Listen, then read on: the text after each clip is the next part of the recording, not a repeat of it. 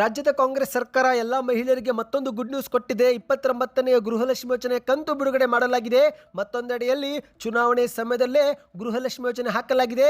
ರಾಜ್ಯದಲ್ಲಿ tax terrorism ಶುರುವಾಗಿದೆ ಎಂದು ಮಾಜಿ ಮುಖ್ಯಮಂತ್ರಿ ಬಸವರಾಜ ಬೊಮ್ಮಾಯಿ ಅವರು ವಾಗ್ದಾಳಿ ಮಾಡಿದ್ದಾರೆ. ವಿಡಿಯೋನ ನೀವು ಸ್ವಲ್ಪನೂ ಸ್ಕಿಪ್ ಮಾಡಬೇಡಿ. ರಾಜ್ಯದ ಬಿಜೆಪಿ ನಾಯಕರಿಗೆ ನನ್ನದೊಂದೇ ಪ್ರಶ್ನೆ ಎಂದು ಡಿ.ಕೆ. ಶಿವಕುಮಾರ್ ಅವರು ತುರ್ತು ಸುದ್ದಿಗೋಷ್ಠಿ ಕರೆದು ವಾಗ್ದಾಳಿ ನಡೆಸಿದ್ದಾರೆ. ಯಾಕೆ ಏನಾಯ್ತು ಮಾಹಿತಿ ನೋಡೋಣ. ನಿಮ್ಮ ಹತ್ತಿರವೂ ಕೂಡ ಬ್ಯಾಂಕು ಖಾತೆ ಇದ್ರೆ ಈ ಮಾಹಿತಿ ಸ್ವಲ್ಪನೂ ಸ್ಕಿಪ್ ಮಾಡಬೇಡಿ. ಏಪ್ರಿಲ್ ತಿಂಗಳಿಂದಲೇ ಹೊಸ ನಿಯಮಗಳು ಜಾರಿಗೆ ಬರುತ್ತಿವೆ. ಈ ತಪ್ಪು ಮಾಡಿದ್ರೆ ನಿಮ್ಮ ಮನೆ ಬಾಗಿಲಿಗೆ ನೋಟಿಸ್ ಕೂಡ ಬರಬಹುದು. ಎಲ್ಲ ಮಾಹಿತಿ ನೋಡೋಣ ಸ್ನೇಹಿತರೆ. ಏಪ್ರಿಲ್ ತಿಂಗಳಲ್ಲಿ 9 ದಿನ ಬ್ಯಾಂಕುಗಳು ರಜೆಯಲ್ಲಿವೆ. ಯಾವಾಗ ಎಂಬ ಮಾಹಿತಿ ಕೂಡ ನೋಡೋಣ. ಇನ್ನು ಚಿನ್ನ ಮತ್ತು ಬೆಳ್ಳಿ ಪ್ರಿಯರಿಗೆ ಮತ್ತೊಂದು ಶಾಕಿಂಗ್ ಸುದ್ದಿ. ಸತತವಾಗಿ ಕುಸಿತ ಕಂಡ ಬಂಗಾರ ಈಗ ದೊಡ್ಡ ಮಟ್ಟದಲ್ಲಿ ಏರಿಕೆಯಾಗಿದೆ. ಎಷ್ಟು ಏರಿಕೆ ಆಗಿದೆ ಎಂಬುದನ್ನು ಕೂಡ ನೋಡೋಣ. ಇನ್ನು ಏಪ್ರಿಲ್ 1ರಿಂದ ಜನಸಾಮಾನ್ಯರಿಗೆ ಬೆಲೆ ಏರಿಕೆ ಶಾಕು. ವಿದ್ಯುತ್, ನೀರು, ಟೋಲ್ ಬೆಲೆಯೂ ಕೂಡ ಏರಿಕೆ. ಎಷ್ಟು ಏರಿಕೆ ಆಗಿದೆ ಎಲ್ಲ ಮಾಹಿತಿ ಡೀಟೇಲ್ ಆಗಿ ನೋಡೋಕ್ಕಿಂತ ಮೊದಲು ನೀವು ಸುದ್ದಿ 9 ಯೂಟ್ಯೂಬ್ ಚಾನಲ್ಗೆ ಮೊದಲು ಬಾರಿ ಭೇಟಿ ಕೊಡ್ತಿದ್ರೆ ದಯವಿಟ್ಟು ಸಬ್ಸ್ಕ್ರೈಬ್ ಬಟನ್ ಕ್ಲಿಕ್ ಮಾಡಿ, ಪಕ್ಕದಲ್ಲಿ ಕಾಣಿಸುವಂತಹ ಗಂಟೆ ಕೂಡ ಒತ್ತಿ.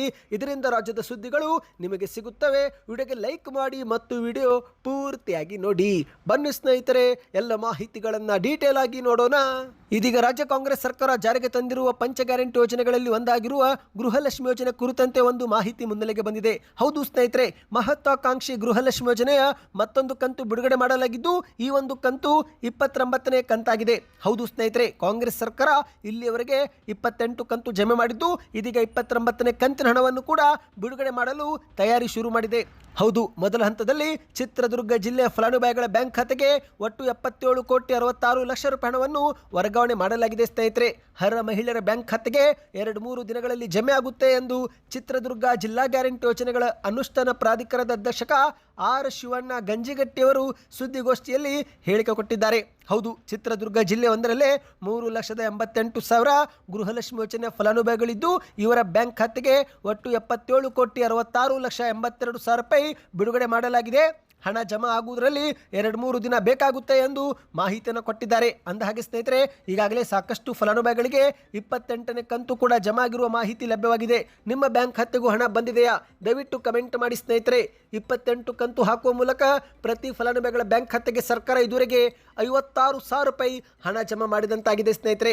ಇದೀಗ ಮತ್ತೊಂದು ಕಂತು ಜಮೆ ಮಾಡಲಾಗಿದೆ. ನಿಮ್ಮ ಬ್ಯಾಂಕ್ ಖಾತೆಗೂ ಹಣ ಬಂದಿದ್ರೆ ದಯವಿಟ್ಟು ಕಮೆಂಟ್ ಮಾಡಿ. ಬನ್ನಿ, ಇದೀಗ ಮತ್ತೊಂದು ಮಾಹಿತಿ ಏನೆಂದರೆ, ಕಳೆದ 3 ತಿಂಗಳಿನಿಂದ ಗೃಹಲಕ್ಷ್ಮಿ ಯೋಜನೆ ಹಣ ಜಮೆ ಮಾಡದಂತೆ ಇವರು ಈಗ ಚುನಾವಣೆ ಹೊಸ್ತಿಲಲ್ಲೇ ಹಣ ಹಾಕುತ್ತಿದ್ದಾರೆ, ಮಹಿಳೆಯರಿಗೆ ಆಮಿಷ ಒಡ್ಡುತ್ತಿದ್ದಾರೆ ಎಂದು ಮಾಜಿ ಮುಖ್ಯಮಂತ್ರಿ ಬಸವರಾಜ ಬೊಮ್ಮಾಯಿ ಅವರು ದಾವಣಗೆರೆಯಲ್ಲಿ ಆಕ್ರೋಶ ವ್ಯಕ್ತಪಡಿಸಿದ್ದಾರೆ. ಹೌದು, ದಾವಣಗೆರೆಯಲ್ಲಿ ಉಪಚುನಾವಣೆ ತಯಾರಿ ನಡೆದಿದ್ದು, ಇದೇ ಮಧ್ಯೆ ಗೃಹಲಕ್ಷ್ಮಿ ಯೋಜನೆ ಹಣ ಜಮೆ ಆಗಿದೆ. ಇದನ್ನ ಮಾಜಿ ಮುಖ್ಯಮಂತ್ರಿ ಬೊಮ್ಮಾಯಿ ಅವರು ಮಹಿಳೆಯರಿಗೆ ಹಣ ನೀಡಿ ಆಮಿಷ ಒಡ್ಡುತ್ತಿದ್ದಾರೆ ಎಂದು ಆರೋಪ ಮಾಡಿದ್ದಾರೆ. ಇದೇ ಮಧ್ಯೆ ಕರ್ನಾಟಕದಲ್ಲಿ ಟ್ಯಾಕ್ಸ್ ಟೆರರಿಸಂ ಶುರುವಾಗಿದೆ ಎಂದು ಕೂಡ ಕಿಡಿಕಾರಿದ್ದಾರೆ. ಮುಖ್ಯಮಂತ್ರಿ ಸಿದ್ದರಾಮಯ್ಯನವರು ಮೊದಲನೇ ಬಜೆಟ್ನಲ್ಲಿನೇ ಅಬಕಾರಿ ತೆರಿಗೆ ಹೆಚ್ಚಳ ಮಾಡಿದ್ರು. ಈಗ ನಂತರ ಹಾಲಿನ ದರ, 2ನೇ ಬಾರಿಗೆ ವಿದ್ಯುತ್ ದರ, ಸ್ಟಾಂಪ್ ಡ್ಯೂಟಿ, ಮೋಟಾರ್ ವೆಹಿಕಲ್ ತೆರಿಗೆ ಹೀಗೆ ಎಲ್ಲವನ್ನು ಕೂಡ ಹೆಚ್ಚಳ ಮಾಡಿ ಟ್ಯಾಕ್ಸ್ ಟೆರರಿಸಂ ಶುರು ಮಾಡಿದ್ದಾರೆ ಎಂದು ಮಾಜಿ ಮುಖ್ಯಮಂತ್ರಿ ಬೊಮ್ಮಾಯಿ ಅವರು ಕಿಡಿಕಾರಿದ್ದಾರೆ. ಕಳೆದ 3 ವರ್ಷದಲ್ಲಿ ಕಾಂಗ್ರೆಸ್ ಸರ್ಕಾರ 60,000 ಕೋಟಿ ರೂಪಾಯಿ ಹೊಸ ತೆರಿಗೆ ಹಾಕಲಾಗಿದೆ. ಕಳೆದ 3 ವರ್ಷದಲ್ಲಿ ಸುಮಾರು 5 ಲಕ್ಷ ಕೋಟಿ ಹೊಸದಾಗಿ ಇವರು ಸಾಲವನ್ನು ಕೂಡ ಮಾಡಿ ದಾಖಲೆ ಸಾಲಗಾರ ಸಿದ್ದರಾಮಯ್ಯ ಎಂದು ಹೆಸರು ಪಡೆದುಕೊಂಡಿದ್ದಾರೆ ಎಂದು ಬೊಮ್ಮಾಯಿ ಅವರು ಕಿಡಿಕಾರಿದ್ದಾರೆ. ಎಲ್ಲ ಇಲಾಖೆಗಳಲ್ಲಿ ವ್ಯಾಪಕವಾಗಿ ಭ್ರಷ್ಟಾಚಾರ ನಡೀತಾ ಇದೆ. ಇಂತಹ ಭ್ರಷ್ಟ ಸರ್ಕಾರ ನಾನೆಂದೂ ನೋಡೇ ಇಲ್ಲ. ಯಾವುದೇ ಹಳ್ಳಿಯಲ್ಲಿ ನೋಂದಣಿ ಮಾಡಿಕೊಳ್ಬೇಕಂದ್ರೆ ಲಂಚದ ಹಣ ಬೆಂಗಳೂರಿಗೆ ಮುಟ್ಲೇಬೇಕು, ಇಲ್ಲದಿದ್ದರೆ ನೋಂದಣಿನೇ ಆಗೋದಿಲ್ಲ ಎಂದು ಬೊಮ್ಮಾಯಿಯವರು ಆರೋಪ ಮಾಡಿದ್ದಾರೆ. ದೂರದ ಹಳ್ಳಿಯಲ್ಲಿ 1 ಎಕರೆ ಚೇಂಜ್ ಆಫ್ ಲ್ಯಾಂಡ್ಗೂ 10 ಲಕ್ಷ ಹಣ ನಿಗದಿ ಮಾಡಿದ್ದಾರೆ. ಇವರು ಕೊಡುವಂತಹ ಅಕ್ಕಿಯಲ್ಲೂ ಕೂಡ ಭ್ರಷ್ಟಾಚಾರ ನಡೀತಾ ಇದೆ. ರೇಷನ್ ಅಂಗಡಿಯವರು ಸ್ವತಃ ದೂರು ದಾಖಲಿಸಿದ್ದಾರೆ. ಪ್ರತಿ ತಿಂಗಳು ಎಷ್ಟು ಕಡಿಮೆ ಅಕ್ಕಿ ಹಂಚಿಕೆ ಮಾಡುತ್ತೇವೋ ಅಷ್ಟು ಸರ್ಕಾರಕ್ಕೆ ಅನುಕೂಲವಾಗುತ್ತೆ ಎಂದು ಅವರೇ ಹೇಳುತ್ತಿದ್ದಾರೆ. ಇನ್ನು ಅಷ್ಟೇ ಯಾಕೆ, ಆಸ್ಪತ್ರೆಯಲ್ಲಿ ಮಂತ್ರಿಗಳ ಕಚೇರಿಯಿಂದ ಹಿಡಿದು ಸಿಎಂ ಕಚೇರಿಯಲ್ಲೂ ಕೂಡ ಭ್ರಷ್ಟಾಚಾರ ನಡೀತಾ ಇದೆ. ವರ್ಗಾವಣೆ ಎನ್ನುವುದು ಉದ್ಯಮವಾಗಿ ಮಾರ್ಪಾಡಾಗಿದೆ. ಯಾವುದೇ ಅಧಿಕಾರಿ ಎಷ್ಟೇ ದುಡ್ಡು ಕೊಟ್ಟರೂ ಕೂಡ ಎಷ್ಟು ದಿನ ಇರುತ್ತಾನೆ ಎನ್ನುವ ನಂಬಿಕೆನಿಲ್ಲ. ಒಟ್ಟಿನಲ್ಲಿ ಆಡಳಿತ ಸಂಪೂರ್ಣ ಕುಸಿದು ಹೋಗಿದೆ. ಜನರ ಮೇಲೆ ಭ್ರಷ್ಟಾಚಾರದ ಹೊರೆಯವರು ಹಾಕುತ್ತಿದ್ದಾರೆ ಎಂದು ಬೊಮ್ಮಾಯಿ ಅವರು ಆರೋಪವನ್ನು ಮಾಡಿದ್ದಾರೆ. ಬನ್ನಿ ಸ್ನೇಹಿತರೆ, ಮತ್ತೊಂದು ಮಾಹಿತಿಗೆ ಹೋಗೋಣ. ಡಿ.ಕೆ. ಶಿವಕುಮಾರ್ ಅವರು ಏಕಾಏಕಿ ತುರ್ತು ಸುದ್ದಿಗೋಷ್ಠಿ ಕರೆದು ಬಿಜೆಪಿ ನಾಯಕರಿಗೆ ಒಂದು ಪ್ರಶ್ನೆ ಮಾಡಿದ್ದಾರೆ. ಹೌದು ಸ್ನೇಹಿತರೆ, ಯುದ್ಧಗಳ ನೆಪವೊಡ್ಡಿ ಕೇಂದ್ರ ಸರ್ಕಾರ ದೇಶದಲ್ಲಿ ಉಂಟಾಗುತ್ತಿರುವ ಬೆಲೆ ಏರಿಕೆ ಸಮಸ್ಯೆ ಕಡೆಗಣಿಸುತ್ತಿದ್ದು, ಅಷ್ಟು ಮಾತ್ರವಲ್ಲದೆ ಕೇಂದ್ರ ಸರ್ಕಾರದ ನೀತಿಯ ವೈಫಲ್ಯಗಳಿಂದಾಗಿ ಬಡ ಜನರ ಬದುಕು ದುಸ್ತರವಾಗಿದೆ ಎಂದು ಡಿ ಕೆ ಶಿವಕುಮಾರ್ ಅವರು ಟೀಕೆ ಮಾಡಿದ್ದಾರೆ. ಹೌದು ಸ್ನೇಹಿತರೆ, ಮಾಧ್ಯಮಗಳ ಮುಂದೆ ಮಾತನಾಡಿದಂಥ ಡಿ ಕೆ ಶಿವಕುಮಾರ್ ಅವರು ಉಜ್ವಲ ಯೋಜನೆ ಹೋಗಿ ಮತ್ತೊಮ್ಮೆ ಸೌದೆ ಯೋಜನೆ ಬಂದಂತಾಗಿದೆ. ಅಡುಗೆ ಅನಿಲದ ಸಮರ್ಪಕ ಪೂರೈಕೆ ಇಲ್ಲದೆ ಜನಸಾಮಾನ್ಯರು ಹೋಟೆಲ್ ಉದ್ಯಮಕ್ಕೆ ಬಹಳ ತೊಂದರೆ ಆಗ್ತಾ ಇದೆ. ಕೇಂದ್ರ ಸರ್ಕಾರ ನಮಗೆ ಸೌದೆ ಭಾಗ್ಯ ನೀಡಿದೆ ಎಂದು ಡಿ ಕೆ ಶಿವಕುಮಾರ್ ಅವರು ಕಿಡಿಕಾರಿದ್ದಾರೆ. ಅಡುಗೆ ಅನಿಲದಿಂದ ಹಿಡಿದು ಪೆಟ್ರೋಲ್, ಡೀಸೆಲ್ ಹಾಗೂ ಇನ್ನಿತರ ಎಲ್ಲ ಅಗತ್ಯ ವಸ್ತುಗಳ ಬೆಲೆ ಇಂದು ಗಗನಕ್ಕೇರಲಾಗಿದೆ. ಇಂತಹ ಕಷ್ಟದ ದಿನಗಳಲ್ಲಿ ಜನರ ಆರ್ಥಿಕ ಸ್ಥಿತಿ ಸುಧಾರಿಸಲು ನಮ್ಮ ಕಾಂಗ್ರೆಸ್ನ ಗ್ಯಾರಂಟಿ ಯೋಜನೆಗಳು ತುಂಬಾನೇ ಆಸರೆಯಾಗಿದೆ. ಇದಕ್ಕೆ ನೀವೆಲ್ಲರೂ ಸಾಕ್ಷಿಯಾಗಿದ್ದೀರಿ ಎಂದು ಮಾಧ್ಯಮಗಳ ಮುಂದೆ ಹೇಳಿಕೆ ಕೊಟ್ಟಿದ್ದಾರೆ. ಇದೀಗ ಇವತ್ತಿನಿಂದ ಟೋಲ್ ದರವು ಕೂಡ ಏರಿಕೆ ಮಾಡಲಾಗ್ತಾ ಇದೆ. ಪೆಟ್ರೋಲ್ ದರ ಏರಿಕೆಯಿಂದ ಮೊದಲೇ ಜನರು ತತ್ತರಿಸಿ ಹೋಗಿದ್ದು, ಈಗ ಟೋಲ್ ಎಂಬ ಮತ್ತೊಂದು ಹೊಸ ಹೊರೆ ಸರ್ಕಾರ ಹೊರಿಸಿದೆ. ಇದೀಗ ಸುಮಾರು 900ಕ್ಕೂ ಹೆಚ್ಚು ಅಗತ್ಯ ಔಷಧಿಗಳ ಬೆಲೆಯೂ ಕೂಡ ಹೆಚ್ಚಿಗೆ ಮಾಡಲಾಗಿದ್ದು, ಈ ಬಡ ಜನವಿರೋಧಿ ಸರ್ಕಾರವು ಸಾಮಾನ್ಯ ಜನರ ಬದುಕನ್ನು ಮತ್ತಷ್ಟು ಕಷ್ಟಕ್ಕೆ ದೂಡಿದೆ ಎಂದು ಡಿ ಕೆ ಶಿವಕುಮಾರ್ ಅವರು ದೂರಿದ್ದಾರೆ. ಸಂಕಷ್ಟದ ಸಮಯದಲ್ಲಿ ಜನರ ಬದುಕನ್ನು ಆರ್ಥಿಕ ಸವಾಲುಗಳಿಂದ ಹೇಗೆ ಮುಕ್ತಗೊಳಿಸಬೇಕು ಎಂಬ ಯೋಜನೆ ಕೇಂದ್ರ ಸರ್ಕಾರ ರೂಪಿಸಬೇಕಾಗಿತ್ತು. ಆದರೆ ಬದಲಿಗೆ ಏಪ್ರಿಲ್ 1ರಿಂದಲೇ ಇವರೇ ಹಲವು ವಸ್ತುಗಳ ಬೆಲೆ ಏರಿಕೆ ಮಾಡುವ ಮೂಲಕ ಜನರನ್ನು ಏಪ್ರಿಲ್ ಫೂಲ್ ಮಾಡಿದೆ. ಈ ಮೂಲಕ ಜನಸಾಮಾನ್ಯರನ್ನು ಮತ್ತಷ್ಟು ಸಂಕಷ್ಟಕ್ಕೆ ತಳ್ಳಿದೆ. ನಾನು ಬಿಜೆಪಿ ನಾಯಕರಿಗೆ ಒಂದೇ ಪ್ರಶ್ನೆ ಕೇಳುತ್ತೇನೆ. ಮೋದಿಯವರು ಅಚ್ಚೆ ದಿನಗಳು ಬರುತ್ತವೆ ಎಂದು ಹೇಳಿದ್ರಲ್ಲ, ಏನಾಯಿತು ಆ ಭರವಸೆ? ನೀವು ನೀಡಿದ ಅಚ್ಚೆ ದಿನಗಳು ಈಗ ಎಲ್ಲಿವೆ? ಈಗ ಅಚ್ಚೆ ದಿನಗಳು ಹೋಗಿ ಕಚ್ಚಾ ದಿನಗಳು ಬಂದಿವೆ ಅಂತ ಹೇಳಬೇಕೆ ಎಂದು ಡಿ ಕೆ ಶಿವಕುಮಾರ್ ಅವರು ಪ್ರಶ್ನೆ ಮಾಡಿದ್ದಾರೆ. ಬನ್ನಿ ಸ್ನೇಹಿತರೆ, ಮತ್ತೊಂದು ಮಾಹಿತಿಗೆ ಹೋಗೋಣ. ನಿಮ್ಮ ಹತ್ತಿರವೂ ಕೂಡ ಬ್ಯಾಂಕ್ ಖಾತೆ ಇದ್ದರೆ ಯಾವ ಬ್ಯಾಂಕ್ನಲ್ಲಿ ಖಾತೆ ಹೊಂದಿದ್ದೀರಾ ಕಮೆಂಟ್ ಮಾಡಿ. ಯಾಕಂದರೆ ಏಪ್ರಿಲ್ 1ರಿಂದ ಹಲವು ಬ್ಯಾಂಕುಗಳಲ್ಲಿ ಹೊಸ ಹೊಸ ನಿಯಮಗಳು ಜಾರಿಗೆ ಬರ್ತಾ ಇವೆ. ಹೌದು ಸ್ನೇಹಿತರೆ, ನಿಮ್ಮ ಹತ್ತಿರವೂ ಕೂಡ ಸೇವಿಂಗ್ಸ್ ಅಕೌಂಟ್ ಇದ್ದರೆ ಈ ಮಾಹಿತಿ ನಿಮಗೆ ತುಂಬಾ ಮುಖ್ಯ.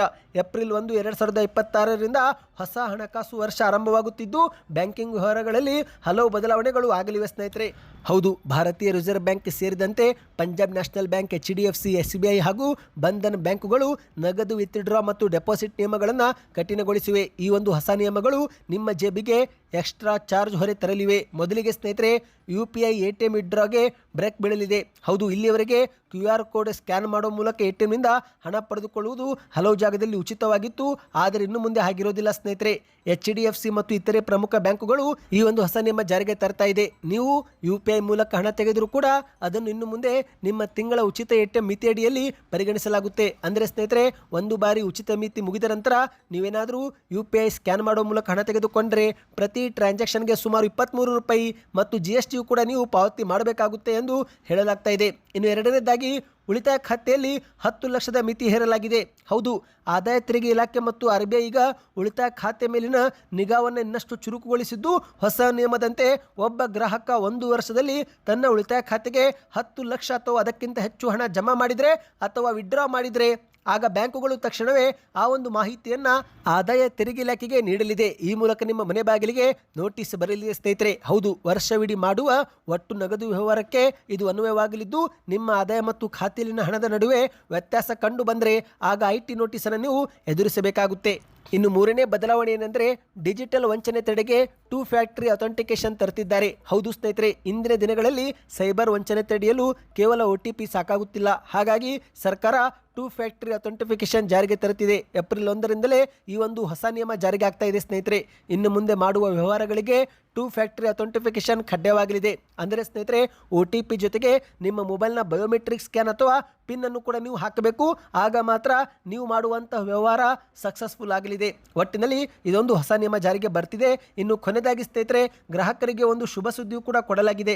ಹೌದು, ಬ್ಯಾಂಕಿನ ಭದ್ರತಾ ಲೋಪದಿಂದ ನಿಮ್ಮ ಹಣ ಕಳುವಾದರೆ ಅಥವಾ ಏನಾದರೂ ಸಮಸ್ಯೆ ಆದರೆ ಆಗ 5 ದಿನಗಳ ಒಳಗೆ ನೀವೇನಾದರೂ ವರದಿ ಮಾಡಿದಾಗ ನಿಮಗೆ 85% ಪರಿಹಾರ ಆ ಬ್ಯಾಂಕ್ನವರು ಕೊಡಬೇಕು ಎನ್ನುವಂತಹ ನಿಯಮವನ್ನು RBI ಜಾರಿಗೆ ತಂದಿದೆ ಸ್ನೇಹಿತರೆ. ಈ ಮೂಲಕ ಇದು ಬ್ಯಾಂಕು ಗ್ರಾಹಕರಿಗೆ ಒಂದು ಗುಡ್ ನ್ಯೂಸ್ ಆಗಿದೆ. ಇನ್ನೀಗ ಮತ್ತೊಂದು ಮಾಹಿತಿ ಏನೆಂದರೆ, ಏಪ್ರಿಲ್ ತಿಂಗಳಲ್ಲಿ 30 ದಿನದಲ್ಲಿ 9 ದಿನ ಬ್ಯಾಂಕುಗಳು ರಜೆ ಇರಲಿವೆ. ಹಾಗಾಗಿ ಸ್ನೇಹಿತರೆ, ಈ ಮಾಹಿತಿಯನ್ನು ನೆನಪಿಟ್ಟುಕೊಳ್ಳಿ.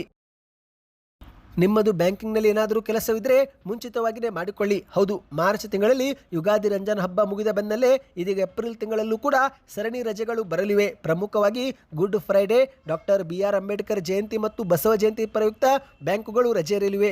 30 ದಿನಗಳಲ್ಲಿ 9 ದಿನ ಈ ಬಾರಿ ಬ್ಯಾಂಕುಗಳು ರಜೆ ಇರಲಿವೆ. ಹೌದು, ಏಪ್ರಿಲ್ 3 ಗುಡ್ ಫ್ರೈಡೆ ಸಾರ್ವತ್ರಿಕ ರಜೆ ಘೋಷಣೆ ಮಾಡಲಾಗಿದೆ. ಏಪ್ರಿಲ್ 5 ಭಾನುವಾರ ರಜೆ, ಏಪ್ರಿಲ್ 11 ಎರಡನೇ ಶನಿವಾರ ಎಂದು ರಜೆ, ಏಪ್ರಿಲ್ 12 ಭಾನುವಾರ ರಜೆ, ಏಪ್ರಿಲ್ 14 ಮಂಗಳವಾರದಂದು ಡಾಕ್ಟರ್ BR ಅಂಬೇಡ್ಕರ್ ಜಯಂತಿ, ಏಪ್ರಿಲ್ 19 ಭಾನುವಾರ ರಜೆ, ಏಪ್ರಿಲ್ 20 ಬಸವ ಜಯಂತಿ, ಏಪ್ರಿಲ್ 25 ನಾಲ್ಕನೇ ಶನಿವಾರ ಮತ್ತು ಏಪ್ರಿಲ್ 26 ಭಾನುವಾರ. ಹೀಗೆ 9 ದಿನ ಏಪ್ರಿಲ್ ತಿಂಗಳಲ್ಲಿ ರಜೆಗಳು ಇವೆ ಸ್ನೇಹಿತರೆ. ಹಾಗಾಗಿ ಬ್ಯಾಂಕಿಂಗ್ ಕೆಲಸವಿದ್ರೆ ನೀವು ಮುಂಚಿತವಾಗಿಯೇ ಪ್ಲಾನ್ ಮಾಡಿಕೊಳ್ಳಿ. ಬನ್ನಿ ಈಗ ಮತ್ತೊಂದು ಮಾಹಿತಿಗೆ ಹೋಗೋಣ. ಕಳೆದ 5 ದಿನಗಳಿಂದ ಯುದ್ಧಕ್ಕೆ ವಿರಾಮ ಬಿದ್ದಿತ್ತು. ಆದರೀಗ ಮತ್ತೊಮ್ಮೆ ಯುದ್ಧ ಸಂಘರ್ಷ ಮುಂದುವರೆದಿದ್ದು, ಹಾಗಾಗಿ ಚಿನ್ನದ ಬೆಲೆ ಮತ್ತೊಮ್ಮೆ ಏರಿಕೆಯಾಗಿದೆ. ಹೌದು, ಏಪ್ರಿಲ್ 1 ಬುಧವಾರದಂದು ಚಿನ್ನದ ಬೆಲೆಯಲ್ಲಿ 197 ಪ್ರತಿ ಗ್ರಾಮ್ ಏರಿಕೆಯಾಗಿದೆ. ಹೌದು ಸ್ನೇಹಿತರೆ, 24 ಕ್ಯಾರೆಟ್ ಬಂಗಾರ 1 ಗ್ರಾಮ್ ಚಿನ್ನದ ಬೆಲೆಯಲ್ಲಿ 197 ರೂಪಾಯಿ ಏರಿಕೆ ಆಗುವ ಮೂಲಕ ಈಗ ಪ್ರತಿ ಗ್ರಾಮ್ ಬಂಗಾರ 15,148 ರೂಪಾಯಿಗೆ ಬಂದು ತಲುಪಿದೆ. ಅಂದರೆ ಸ್ನೇಹಿತರೆ, 10 ಗ್ರಾಮ್ಗೆ 1,51,500 ರೂಪಾಯಿ ಅಂತ ಹೇಳಬಹುದು. ಅಂದರೆ ಆಸುಪಾಸು 1,52,000 ರೂಪಾಯಿ ಮಾರುಕಟ್ಟೆಯಲ್ಲಿ ಮಾರಾಟವಾಗ್ತಾ ಇದೆ. ಇನ್ನು ಬೆಳ್ಳಿ ಬೆಲೆಯಲ್ಲೂ ಕೂಡ ಪ್ರತಿ ಗ್ರಾಮ್ಗೆ 5 ರೂಪಾಯಿ ಏರಿಕೆಯಾಗಿದೆ. ನಿನ್ನೆ 250 ರೂಪಾಯಿ ಇತ್ತು, ಇಂದು ಪ್ರತಿ ಗ್ರಾಮ್ ಬೆಳ್ಳಿ 255 ರೂಪಾಯಿ, ಅಂದ್ರೆ 1 kg 2,55,000 ರೂಪಾಯಿ ಆಗಿದೆ ಸ್ನೇಹಿತರೆ. ನಿಮ್ಮ ಪ್ರಕಾರ ಚಿನ್ನ ಮತ್ತು ಬೆಳ್ಳಿ ಕುಸಿತವಾಗಬೇಕು, ಏರಿಕೆ ಆಗಬೇಕು? ನಿಮ್ಮ ಅನಿಸಿಕೆಯನ್ನು ಕಮೆಂಟ್ ಮಾಡಿ. ಈಗ ಚಿನ್ನ ಮತ್ತೊಮ್ಮೆ ಏರಿಕೆ ಹಾದಿ ಹಿಡಿದಿರುವುದು ಗ್ರಾಹಕರಲ್ಲಿ ಆತಂಕ ಮೂಡಿದೆ ಸ್ನೇಹಿತರೆ. ಈ ಹಿಂದೆ ಒಂದು ಬಾರಿ 1,80,000 ರೂಪಾಯಿವರೆಗೆ ಚಿನ್ನ ಹೋಗಿತ್ತು. ಈಗ ಮತ್ತೊಮ್ಮೆ ಚಿನ್ನ ಅಲ್ಲಿವರೆಗೆ ಹೋಗುತ್ತಾ ಎಂದು ಜನರು ಈಗ ಆತಂಕಕ್ಕೊಳಗಾಗಿದ್ದಾರೆ. ನಿಮ್ಮ ಪ್ರಕಾರ ಚಿನ್ನ ಬೆಳ್ಳಿ ಇಳಿಕೆ ಆಗಬೇಕು, ಏರಿಕೆ ಆಗಬೇಕು? ನಿಮ್ಮ ಅನಿಸಿಕೆಯನ್ನು ಕಮೆಂಟ್ ಮಾಡಿ. ಬನ್ನಿ ಕೊನೆಯ ಮಾಹಿತಿಗೆ ಹೋಗೋಣ. ಏಪ್ರಿಲ್ 1ರಿಂದ ಹೊಸ ಆರ್ಥಿಕ ವರ್ಷ ಆರಂಭವಾಗಿದ್ದು, ಜನಸಾಮಾನ್ಯರ ಜೇಬಿಗೆ ಕತ್ತರೀಗ ಇನ್ನಷ್ಟು ಬೀಳಲಿದೆ. ಹೌದು, ಅಗತ್ಯ ಸೇವೆಗಳ ದರ ಏರಿಕೆ ಜೊತೆಗೆ ಹೊಸ ಹಲವು ನಿಯಮಗಳು ಜಾರಿಗಾಗುತ್ತಿದ್ದು, ಇದು ನೇರವಾಗಿ ನಿಮ್ಮ ಕುಟುಂಬದ ಬಜೆಟ್ ಮೇಲೆ ಪರಿಣಾಮ ಬೀರಲಿದೆ.